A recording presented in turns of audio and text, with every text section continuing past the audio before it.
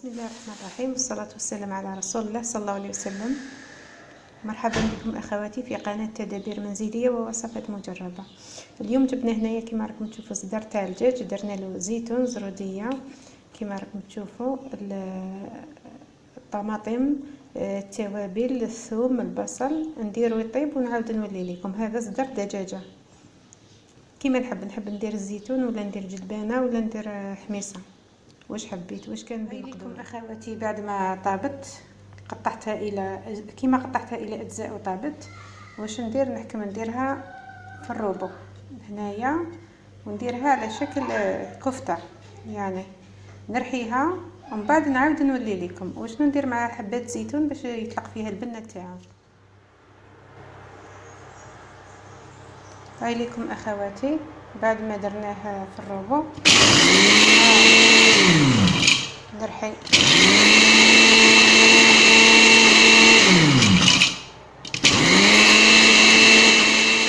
هاي لكم اخواتي بعد ما رحيتها، يعني بعد ما طيبتها ورحيتها في الروبو، دوكا نزيد لها حبه بيض باش تتماسك وندير لها فروماج. هذا الفروماج راح نديرو في قلبها من الداخل. دوك نولي ندير فيها ان شاء الله هاني نوريكم.